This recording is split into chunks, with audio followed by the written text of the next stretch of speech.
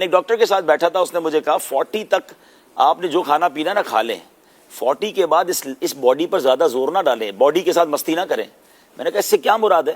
بڑی کمال کی اس نے بات بتائی. کہتے ہیں وائس لوگوں کی وائس بات, بڑے پروفیسر ہے وہ. کہتے ہیں 40 تک جو ہے نا, 40 تک آپ جب پہنچتے ہیں آپ ہر چیز کے محور ہوتے ہیں, اپنی فیملی کا پلر آپ ہوتے ہیں. اگر آپ کسی آرگنائزیشن میں ہیں تو آپ کی آرگنائزیشن یا آپ کی جو بھی آپ کے سراؤنڈنگ میں لوگ ہیں ان کا آپ ایک طرح سے لیڈ کر رہے ہوتے ہیں چیزوں کو. تو یہ وہ ایج ہوتی ہے جس میں اگر آپ گرتے ہیں نا تو آپ کی بہت ساری جس لوگوں کی ہوپ ہوتی ہے نا وہ ڈسٹرب ہو جاتی ہے.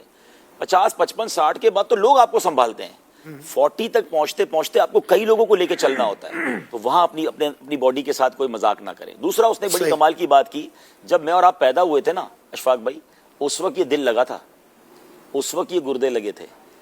باڈی میں جتنے پارٹ ہیں نا پیدا ہوتے وقت اللہ نے دے دیے تھے, صحیح, یہ اس وقت سے چل رہے ہیں.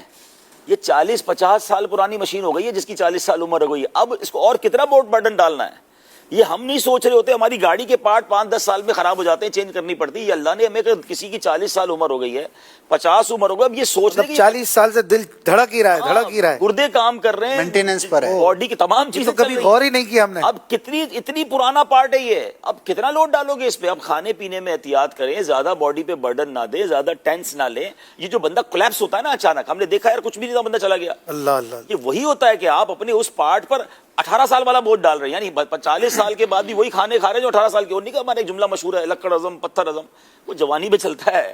40-45 کے بعد باڈی کے ساتھ مذاق نہ کرے, پھر بیماریاں اٹیک کر رہی ہوتی ہیں. تو یہ وہ تمام چیزیں جو ہمیں سیکھنی چاہیے وائس لوگوں سے, جو آپ کو واقعی سیکھنے کو ملتی ہیں اور اچھا لگتا ہے.